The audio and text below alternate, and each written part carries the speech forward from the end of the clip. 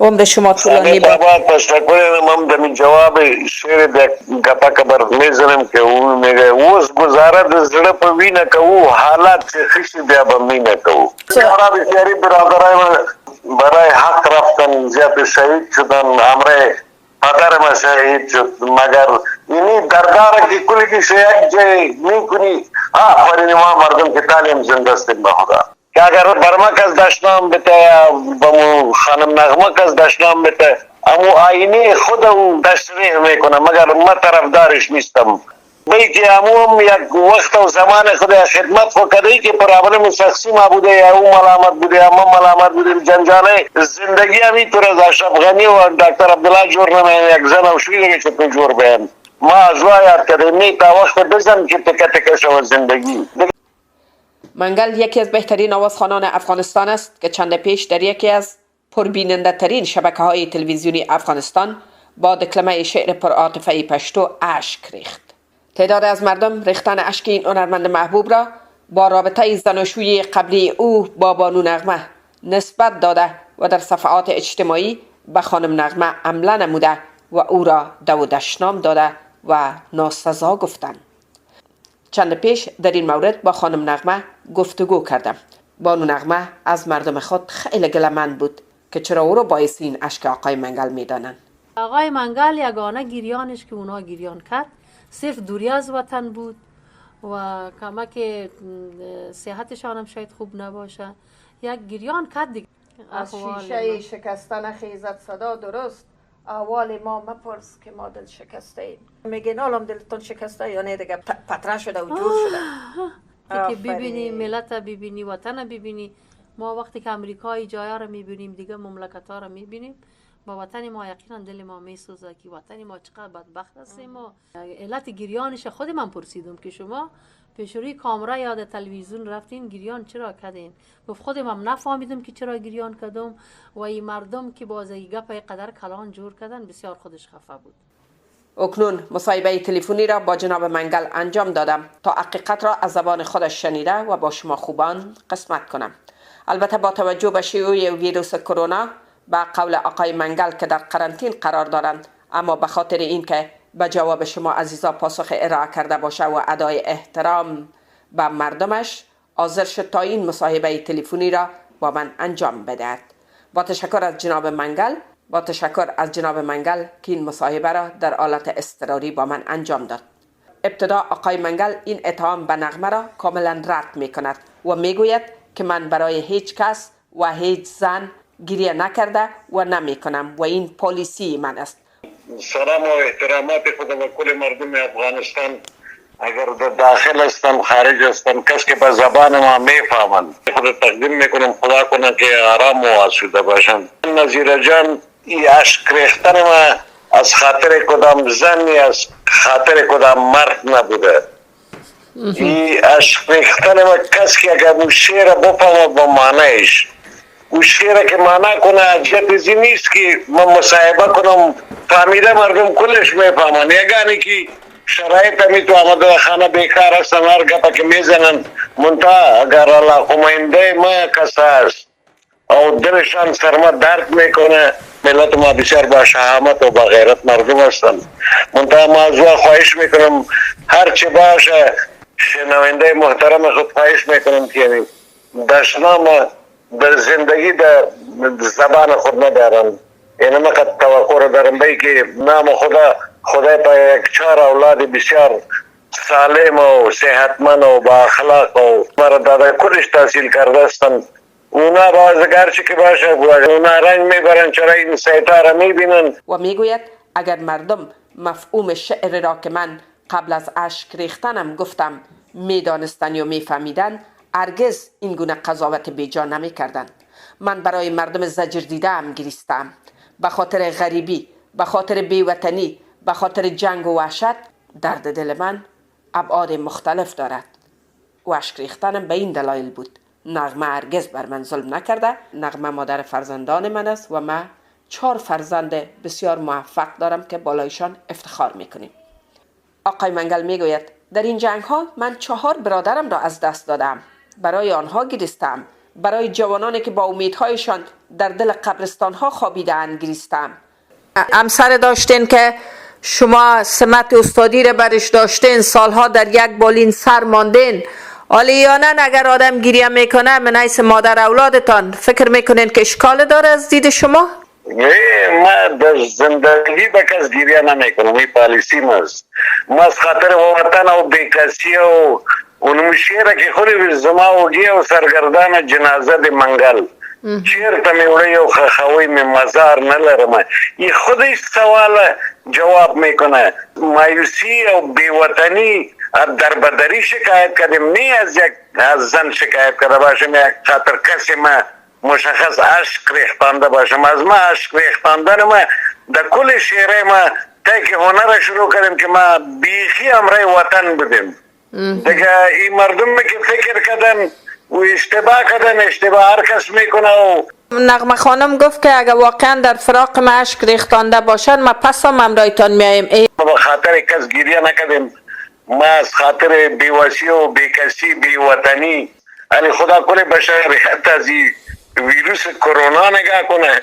یعنی من لذت میبرم که در وطن خود باشم که اینیم روح آدم تداوی میکنه که چقدر علاقمند داری. خیر از منتها عکس گرفتن والا یگان وقت شک میکنم که خدا انفجار نپه، اینی تو حالات خراب است دیگه. مردم علاقمندم هستن، ما تایی که زنده استیم، تایی که خون ما در جریان است. ما امرای ملت خیر است، اگر تو دور استیم امی دوری خودش یک بسیار مایوس کننده زندگی است. ما برد میگم که ویاش که از او خاطر نبوده، ویاش از خاطر ملت بوده، از خاطر مردم ما بوده. ما والا یک نفره که میبینم کشته میشه و در تلویزیون ببینیم میشه ماموش و مخاو نمیبره. من هر کس که باشه امیر هم اگر لطف کنین که واقعا در زمانی که امرای نغمه جان بودین مهربان بوده، ظالم بوده که امی جوابای مردم داده شو. هیچ کس نیست یک مشکل نداشته باشه در زندگی، اگر کس کدام عیب نداشته باشه، کدام مشکل نداشته باشه، خب از فرق بین آسمان و زمین نمیشه. نی نغمه را تال دوست نداره، چرا عروسی دوباره نکردین استاد؟ که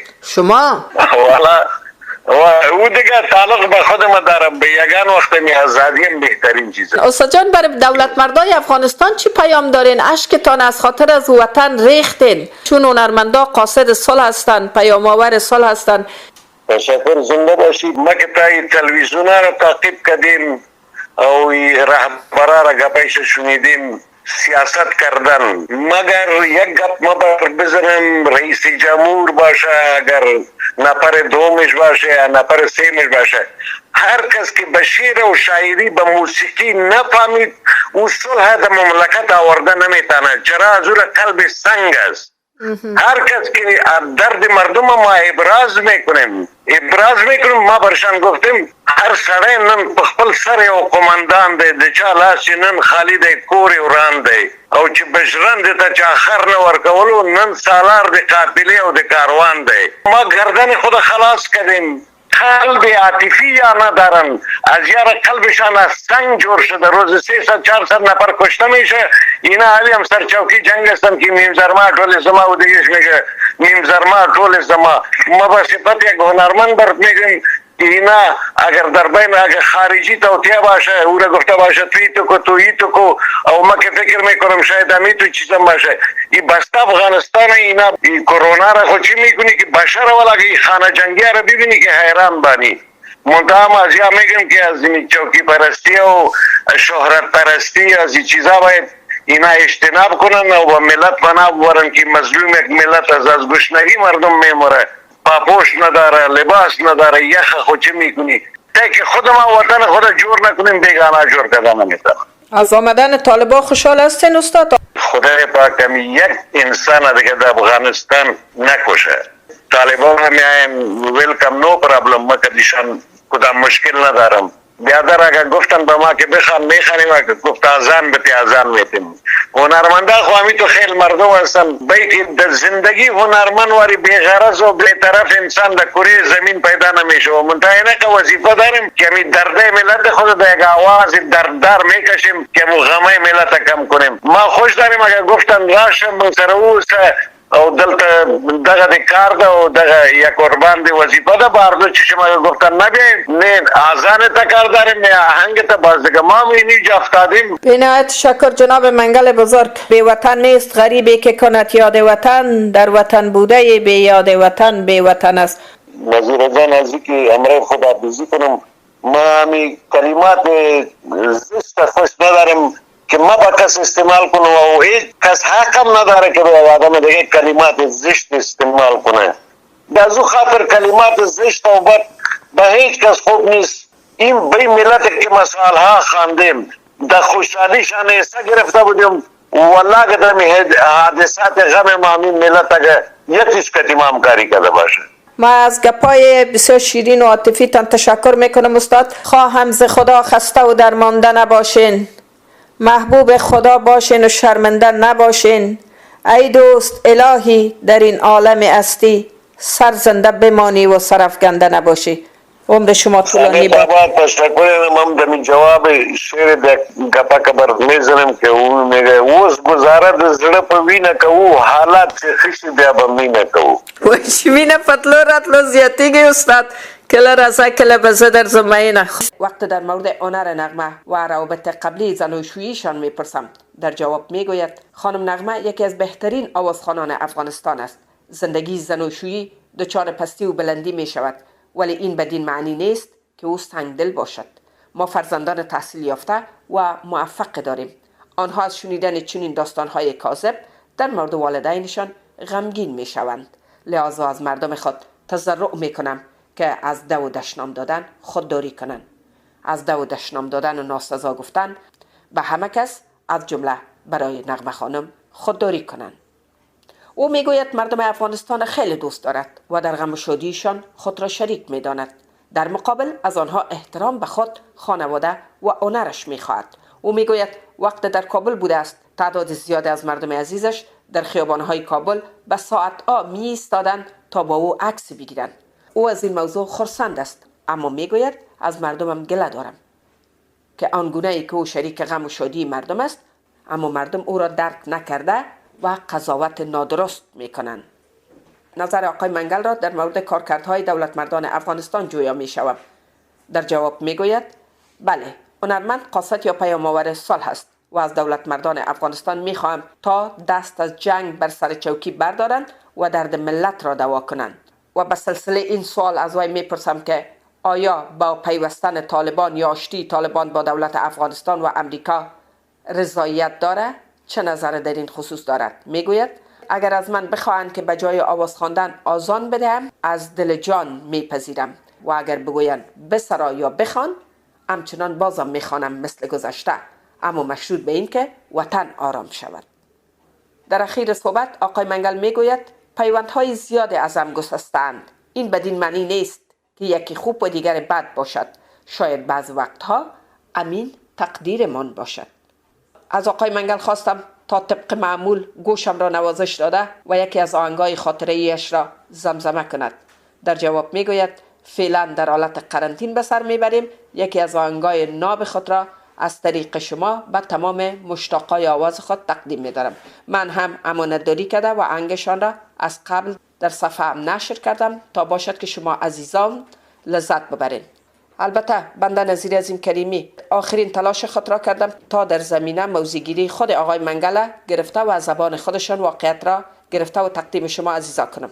امیدوار هستم که حرفهای آقای منگل قناعت شما خوبان را فراهم ساخته باشد.